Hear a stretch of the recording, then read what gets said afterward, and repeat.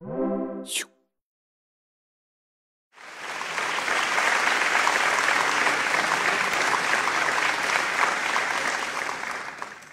this guy, he goes by the name of Han. He grew up in rural China, the son of farmers and the grandson of farmers. And like millions of other Chinese youth, he was a model citizen. He memorized communist edicts as a child. He never skipped classes, and he even got into a decent university. And when he moved into his dorm rooms, he hung up a picture of Mao above his bed. So just as long as he continued to follow the script, he was destined to become a civil servant or a white-collar worker. But then something changed. Enter Fan Bingxing, otherwise known as the father of China's Great Firewall. I'm going to refer to him as FBX. Now, FBX is famous and reviled for one thing, which is designing the whole architecture of internet censorship in China. But he's very proud of what he's done, so he gives lots of public talks about the dangers of the internet and the need to control it. So it was at one of these very public talks that Han ended up throwing his shoes at FBX and thus joining the global ranks of other people who have used shoe throwing as a form of protest. So for those of you who are familiar with the story, I have a sense of what you're probably thinking, which is, right, this is crazy. China is one of the last countries you want to end up on the government's radar for publicly embarrassing a high-level official. So this kid, he's probably going to end up in a labor camp, rot his 20s away in jail, or he's just going to disappear. So what happened to him? Nothing. I was just hanging out with him a couple weeks ago, and he's looking for a job. So if anyone wants to hire a brave, independent thinker in China, he is your man. So I met with Han because I wanted to find out, how does the son of a farmer end up making international news for throwing shoes at the man behind the largest internet censorship system in the world, and then live to tell the tale? So I've spent the last few years studying how people create and manage trust, especially in conditions where trust seems difficult to foster. And I'm learning that while trust is critical to almost everything we do, it's one of those things that's just kind of difficult to predict when it's going to happen, because it just can kind of pop up and then erode at a moment's notice. And we can see this through Han's story. So when Han moved to the city to go to college, he saw several things that made him question his beliefs in social equality. I mean, all the institutions in his life, from his family to his school to his university, they emphasized the rewards of hard work. But to him, it seemed like the hardest working people in society sometimes remained the most poor. Well, so separately, about a year into college, one of his friends said, hey, there's this website I know. You should sign up for it, and we can learn more about our major. So this website is called Twitter, and Han created an account. And on Twitter, Han found regular, everyday people who talked freely about things that they were interested in, from memes to politics. But Twitter, like many other sites in China, has been blocked since 2009. So the only way to get on is through the use of a VPN, a virtual private network. But a VPN it's a pain, and it makes things really slow. So the 2%, or the estimated 2%, of China's 510 million internet users who do use a VPN kind of feel special and proud because it's a small community. And even FBX himself has publicly bragged about the 6 VPNs he uses to test out the very firewall that he created. But luckily for Han, he didn't have to figure this out by himself because his Twitter community was there to help him. So on Twitter, he found people who shared similar interests with him. And then eventually, this shared interest turned into a sense of a shared identity, as the community bonded in knowing that they were all crossing the firewall for this common reason, to get to forbidden information. And Han told me that once he felt connected to this web of like-minded people, he felt this sense of shared responsibility to tweet good information that couldn't be found within China's internet. So as it is for many of us, constantly checking Twitter soon became this daily ritual for Han. And so it was on Friday May 19th, 2011, as Han was getting out of lecture, he pulled out his cell phone out of his pocket to check his Twitter stream, only to find messages that FBX, the father of China's Great Firewall, was speaking at a university in the same city that he was living in. So all these tweets, were from people telling people to come out and give FBX a hard time. So Han had to see this. He wanted to witness what people were going to do to him and then report back to his followers on Twitter. So Han showed up at the lecture hall that FBX was scheduled to speak at. But he bumped into two students who were holding several eggs in their hands that they were planning to throw at FBX. But things didn't go as planned because they got nervous. As the students saw FBX on approach, they also saw their professors were walking next to him. So they panicked. So they took the eggs and they shoved them in Han's hands. So as FBX was walking past him, Han, without hesitation, with the eggs already in his hands, he turns around and he throws them at FBX, but he missed. So in this act of final desperation, he takes off his shoes and then turns around and throws them at FBX's chest, and he hit. So we don't have a picture of that moment, but this is how it was portrayed on the internet. So Han knew that he had to get out of there quickly, so he bolted out of the lecture hall, and with security guards and teachers chasing after him. And when he finally thought he had outran them, he stopped for a moment to give his feet a rest from the hot pavement, and he sent out a few tweets, including messages like this, like "Security guards have arrived, more than 10 people are chasing me." So then he starts running again, finally gets off campus, and he sends more updates to Twitter, including some pictures of his shoeless, blistered feet. So by the time he got back to his dorm room, he just saw these deluge of tweets of people cheering him on for his heroic act, many of which were accompanied by two hashtags, fuck FBX and fuck GFW. GFW stands for Great Firewall. So by now, this had become major international news. So he was getting tweets of supporting him from all around the world for his really brave and risky act. And he was getting also offers of lots of gifts from around the world, including sexy girls, Apple products, VPNs, a vacation to Thailand, a one-night stand, a bag of American pistachio nuts, and of course, a new pair of shoes.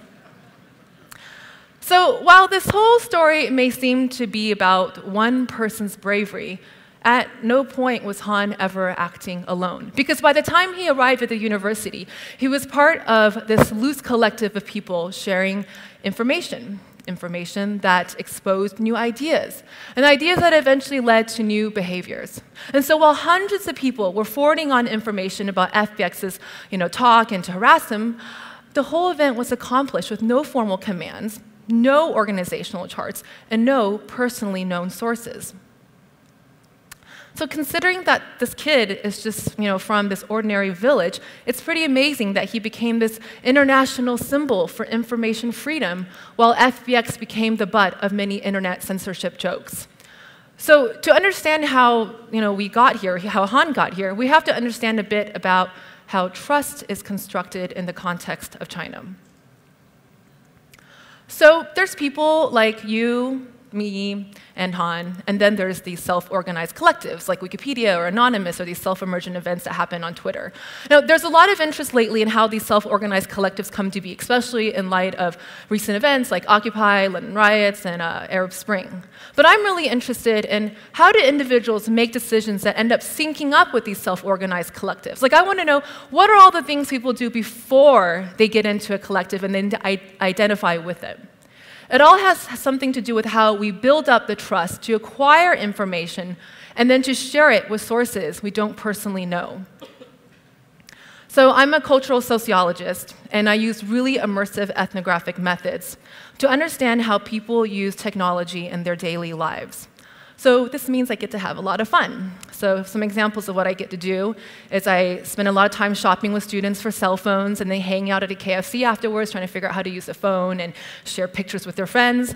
Or I live with migrants working as a street vendor selling dumplings to construction workers, all to observe how these secondary cell phone markets pop up around these construction sites and watch how construction workers kind of fetishize smartphones or play with them, even if they can't afford them. Or oftentimes, you'll find me gaming and sleeping inside internet cafes, or sleeping alongside with everyone else who's spending the night there. So I do all this to hear stories like Han's, because I think they tell us a lot about how trust operates online, and how we socialize. So let's talk about this by going back to the big question that's still out there, which is, why wasn't Han arrested? Well, the police did visit him several times. They even took him out to tea, which in China means they take you out to dinner and then they get you really drunk in order to intimidate and interrogate. But before the police actually did this, they put all this indirect pressure on the institutions that he was a part of. Now, we're all embedded in institutions the minute we're born, whether it's in sexuality, gender, nationality, ethnicity, or markets. But how this looks varies around the world. And in China, it isn't only the individual who is responsible for her or his actions, it's also the institution to which they belong to.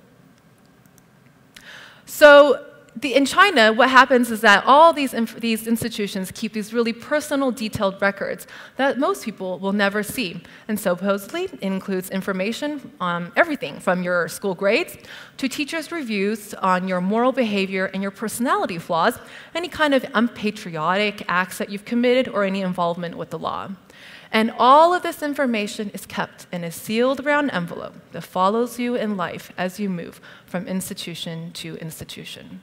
So since Han is a student, the university is responsible for his personal records. So when the police needed to put pressure on Han, they didn't go to him directly. They went first to his university, because the police trusted that the university would be able to reprimand and fix Han, because institutions trust other institutions to get things done. Furthermore, the police assumed that Han would be corrected by the university because, like most bureaucracies, institutions only see people as existing within other institutions. Now, the police eventually did go to Han. They wanted information. They wanted to know, like, who was he collaborating with? Like, what was this rebel group he was part of? But who was Han going to name? All the hundreds of people forwarding on calls about FBX's lecture, or all the hundreds of people sending gifts from around the world? The point is that the police just didn't get it. There was no central command for them to go after. Institutions are really slow to recognize emergent systems with radically different trust mechanisms, command and power structures, and protocols. And well, this became really obvious when FBX demanded to know from the organizers, why didn't anyone tell him what people were conspiring to do against him on Twitter? To which they replied, Twitter is across the firewall that you built. Right. So, well, this is still pretty serious because the police and university are still after Han, right? But Han told me he wasn't scared of them. And when I asked him why, he said, well, I'm just disillusioned with them. So when people lose trust in institutions, top-down corrective measures don't work so well. Now, if we actually stop just to think about it for a moment, it's still pretty amazing that this whole shoe-throwing feat was pulled off in the first place, especially considering that Han only intended to go as a witness. Well, it all worked because the loose and unnamed collective that Han was a part of acted like a proper self-healing meshwork, where if one node became weak, another node could pop up. So even though the students with the eggs became too scared to carry out the plan, Han took on the group responsibility of carrying it out, because Han is a closer. I mean, he was just as equally committed to carrying out the act of dissent, even though he wasn't conscious of it up until the last second. The strength of any collectives are that decisions are binding on all the members. Because, things don't always go as planned. But that's the beauty of self-organized collectives, is that they build trust in ways that are really adaptive and flexible. And, well, this is a challenge for these top-down institutions. But even top-down institutions can produce very unintended consequences. Well, news of the shoe-throwing event spread really quickly online and internationally. It was actually contained very quickly nationally within China because information around the event was quickly censored. So, for example, Sina Weibo, China's largest microblog, FBX's name, ironically, was blocked from search. So since censorship prevented this from becoming major national news within China, the local police probably didn't get a lot of pressure to do anything more serious to Han, which meant that Han remained safe. So, even though no one wants to live behind a giant firewall, sometimes firewalls can protect people in the absence of a consistent rule of law or without very consistent access to information rights. Information can only be free to the extent that people aren't in danger for accessing it or sharing it. But what I find really fascinating is that even when there is a danger and a risk, people still find ways around it by getting their hands on it from people they don't personally know. So we can think about how this is accomplished in terms of social circles and social networks. So social circles consist of people you already know, like friends, family, and acquaintances. And social networks consist of people we don't, or entities that we don't have a personal relationship with. So it can be like an individual stranger, an institution, it could be a website or a search engine. So social circles reinforce our relationships, while social networks expand them. So when trust comes into play, social circles build on existing relations of trust, while social networks build out new relations of trust. And this distinction, while it may seem minor, actually makes a really big difference for how we acquire and share information. Now, the underlying idea in the social graph is that the more we do all the sharing stuff, the more data can be collected about our relationships. And this is supposed to be a good thing, because then it reveals things like common interests, predictive behaviors, and identified influencers. But the mathematical logic behind efforts to map the social graph relies on discrete definitions of people's relationships. And this is problematic because it implies that the social graph is a web of trust, with the connection strength between ties as an indicator of the measurement of trust. But sharing doesn't always mean we trust a connection or a network. Sometimes sharing means that we're trying to figure out trust. And we figure out trust not just as an individual embedded in webs of relationships, but as an individual embedded in webs of institutions. But it's actually really hard to algorithmically represent the strength of individual or institutional affiliations, much less how these affiliations change over time, because it's all dependent on this fragile thing called trust that unfolds within the unpredictable contingencies of everyday life. And we can see how Han's affiliation to a Twitter community strengthened the more and more he lost trust in the institutions that he used to believe in. So individuals have to move in between multiple contexts, some thicker, some thinner, and some stickier and some looser. But sometimes those movements challenge the internal consistency of an institution. And when they do, power that was once considered a given becomes a question. And sometimes that can start with a simple whisper, a forward, or an at, or in Han's case, a tweet. So the things that we do every day with information may seem really simple, like a +1, a post to a wall, or a hashtag. But these information acts are actually incredibly complex. They reveal extraordinary ideas about what we expect the information we share and acquire to do for others and for ourselves. And we do these things to test out reactions, to communicate, to see if others notice what we share, and if others think it's important enough to be shared with other people. But we have to feel safe in order to share, not just with people we know, but also with people we don't know. And this actually becomes really important, the whole sharing with people we don't know part, because social change, much less any kind of collective activity, it can't happen unless we reach out of our social circles and into our social networks. And this is precisely what anyone is trying to figure out who's trying to create a social app or social service, because we want to raise people's trustworthiness so that they can move out of their circles and into other networks to increase participation or engagement. But there are no clearly marked paths for essentially talking to strangers or unknown entities, such as the algorithms that structure our interaction. These paths have to be personalized and paved and tested over time. In the same way that we see pedestrians creating desire paths to take them from where they are to where they want to be in the most efficient manner, we also see users creating desire paths of trust online. We perform information acts, such as favoriting and checking in, that serve as a set of trust-exploring practices to determine the least risky path to connect with someone we don't personally know. So desire paths decrease social distance. But it's actually really hard to predict when these paths are going to show up, because like Han, we start out on many paths, but we aren't always sure which one we're going to take until we're in the moment. So while no one else is throwing shoes at government officials in China, Han actually isn't alone.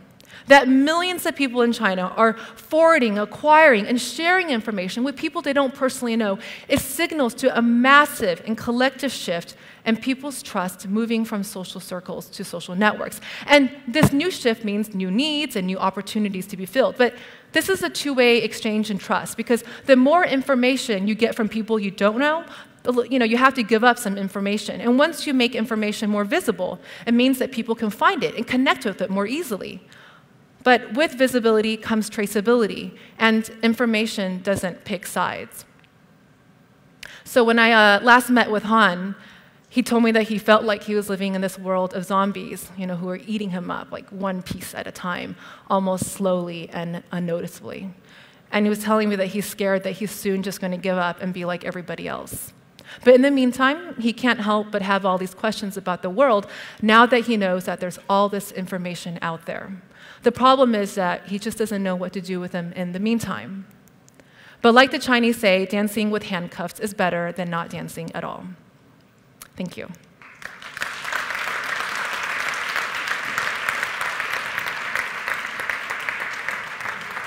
Thanks, Tricia. That was great. Excellent. This is if you were here for the first day, you'll understand Pierre's talk. Yesterday, there was, we explored data visualization. I mean, you showed the social graph, kind of a basic one. Are you using, or any of your students using, kind of advanced visualizations to watch tweet traffic around the research you're doing?